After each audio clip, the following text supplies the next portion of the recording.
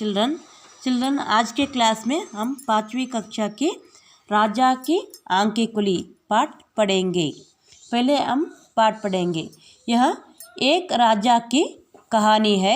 वह बड़ा ही निकम्मा और कंजूस था। प्रजा से कर वसूल करके अपना राजकोष भरता था, लेकिन लोगों की भलाई के बारे में कभी न सोचता था। हमेशा अय्याशी में डूबा रहता था। प्रजा परेशान थी। पैदावार कम होती जा रही थी। किसान राजा से मदद लेने आते थे, लेकिन राजा उनकी बातों को अनदेखा करता था। मंत्रीगण राजा से कहते थे कि वे किसानों की मदद करें, लेकिन राजा किसी की न सुनता था। बच्चों, ये एक राजा की कहानी थी। वो राजा बहुत ही निकम्मा और कंजूस था। वो प्रजा से चंदा वसूल करके अपना राजकोष भरता था, लेकिन वो लोग प्रजाओं को कोई सहायता नहीं करता था और वो लोगों का भलाई के बारे में भी नहीं सोचता था। हमेशा परेशानी में, अय्याशी में, उसकी ऐशारामी में वो जीता था। प्रजा परेशान थे, लेकिन पैदावार मीन्स इनकम कम होते जा रही थी। किसान राजा से मदद मांगने के लिए आते हैं, लेकिन राजा उनकी बात को नहीं सुनता है वो। और मंत्रीगण भी कहते हैं कि राजा आप किसानों की मदद करना चाहिए, लेकिन राजा वह नहीं सुनता था। ಮಕ್ಕಳೇ, ಇಲ್ಲಿ ಒಂದು ರಾಜನ ಕಥೆ ಇದು. ರಾಜ ಅವನು ತುಂಬ ಕೆಟ್ಟವನು ಮತ್ತು ಜಿಪುಣನಾಗಿದ್ದ. ಅವನು ಪ್ರಜೆಗಳ ಬಗ್ಗೆ ಚಿಂತನೆ ಮಾಡ್ತಾ ಇರಲಿಲ್ಲ. ಪ್ರಜೆಗಳಿಂದ ಹಣವನ್ನು ವಸೂಲಿ ಮಾಡಿ ತನ್ನ ರಾಜ್ಯದ ಬೊಕ್ಕಸವನ್ನು ತುಂಬಿಸ್ಕೊಳ್ತಾ ಇದ್ದ. ಆದರೆ ಅವರ ಪ್ರಜೆಗಳ ಭಲಾಯಿ ಅಂದರೆ ಪ್ರಜೆಗಳಿಗೆ ಒಳ್ಳೆಯದನ್ನು ಮಾಡೋದಕ್ಕೆ ಅವನು ಯೋಚನೆ ಮಾಡ್ತಾ ಇರಲಿಲ್ಲ. ಯಾವಾಗಲೂ ತನ್ನ ಸ್ವಂತ ಚಟಗಳಲ್ಲಿ ಅವನು ಮುಳುಗಿರ್ತಾ ಇದ್ದ. ಇದರಿಂದ ಜನರು ತುಂಬ ಬೇಸತ್ತು ಹೋಗಿದ್ದರು.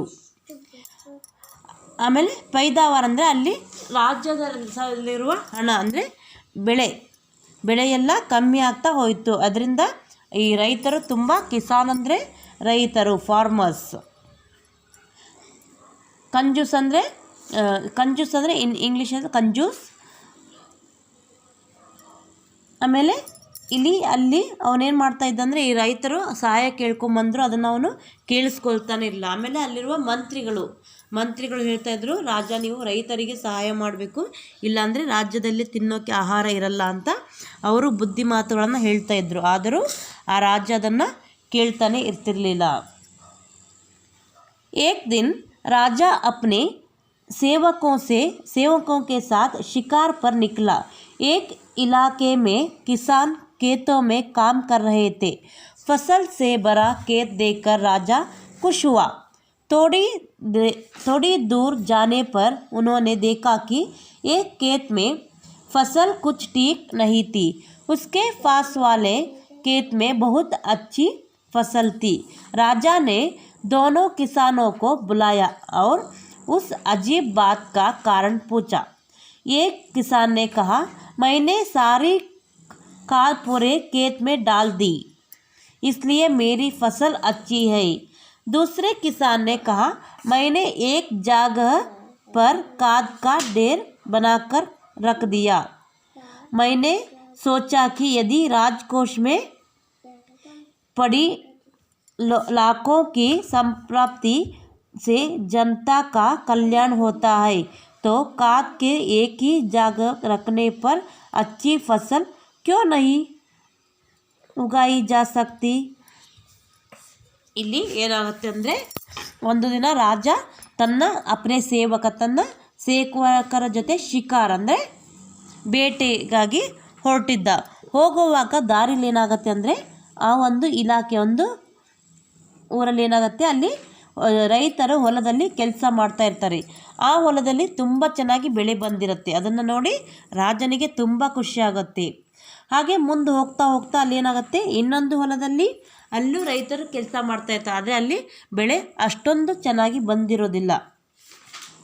ಆದ್ದರಿಂದ ಇದನ್ನು ನೋಡಿ ಈ ರಾಜನಿಗೆ ಆ ಬೆಳೆ ಚೆನ್ನಾಗಿ ಬರದೇ ಇರೋದನ್ನು ನೋಡಿ ಬೇಜಾರಾಗುತ್ತೆ. ಆಗ ಅವನೇನು ಮಾಡ್ತಾನೆ, ಆ ಎರಡೂ ಹೊಲಗಳ ರೈತರನ್ನು ಕರೆದು ಕೇಳ್ತಾನೆ, ಏನಿದು ನಿನ್ನ ಹೊಲದಲ್ಲಿ ನೋಡಿದ್ರೆ ಎಷ್ಟು ಚೆನ್ನಾಗಿ ಬೆಳೆ ಬಂದಿದೆ ಅಂತ ಕೇಳಿದಾಗ ಅವನು ಹೇಳ್ತಾನೆ, ನನ್ನ ಕಾದ್ಪುರ ಅಂದರೆ ನನ್ನಲ್ಲಿರುವ ಎಲ್ಲ ಹಣವನ್ನು, ನನ್ನಲ್ಲಿರುವ ಎಲ್ಲ ಇದನ್ನು ನಾನು ನನ್ನ ಹೊಲಕ್ಕಾಗಿ ಹಾಕಿಬಿಟ್ಟಿದ್ದೀನಿ ಅಂತ ಹೇಳ್ತಾರೆ.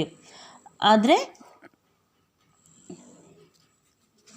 ಇನ್ನೊಬ್ಬನಿಗೆ ಕೇಳ್ತಾನೆ, ನಿನ್ನ ಹೊಲದಲ್ಲಿ ಏನಕ್ಕೆ ಇಷ್ಟು ಚೆನ್ನಾಗಿ ಇದು ಬಂದಿಲ್ಲ ಅಂತ ಕೇಳಿದಾಗ ಅವನೇನು ಹೇಳ್ತಾನೆ, ಇಲ್ಲ, ನಾನು ನನ್ನ ಹಣವನ್ನು, ನನ್ನಲ್ಲಿರುವ ಸಂಪತ್ತನ್ನು ನಾನೇನು ಮಾಡಿದ್ದೀನಿ ಅಂದರೆ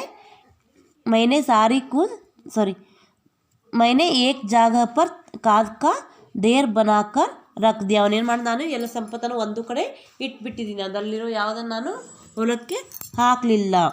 ಯಾಕೆ ಅಂತಂದರೆ, मैंने सोचा कि यदि राजकोष में पड़ी लाखों की संपत्ति से उनका कल्याण होता है तो काद के एक ही जाग रखने पर अच्छी फसल क्यों नहीं उगाई जा सकती.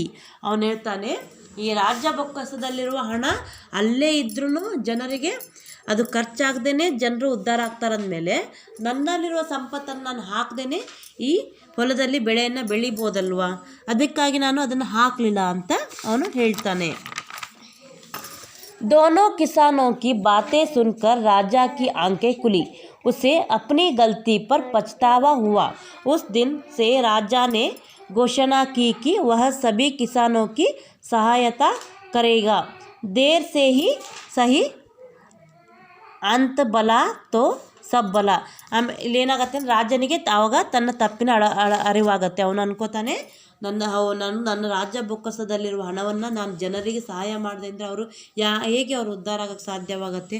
ನಾನು ನನ್ನಲ್ಲಿರುವ ಹಣವನ್ನು ಅವರಿಗೆ ಕೊಡಬೇಕು, ಆಗ ತಾನೇ ಅವರು ಒಳ್ಳೆಯ ಜೀವನವನ್ನು ನಡೆಸಲು ಸಾಧ್ಯ ಅಂತ ಅವನಿಗೆ ತಿಳುವಳಿಕೆ ಬರುತ್ತೆ. ಆಗದಿಂದ ಅವನು ಎಲ್ಲರಿಗೆ ಸಹಾಯ ಮಾಡಲು ಶುರು ಮಾಡ್ತಾನೆ.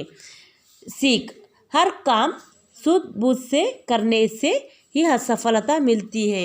ಯಾವುದೇ ಕೆಲಸವನ್ನು ಒಳ್ಳೆತನದಿಂದ ಮಾಡೋದ್ರಿಂದ ಅದರಲ್ಲಿ ಲಾಭ ಸಿಗುತ್ತದೆ.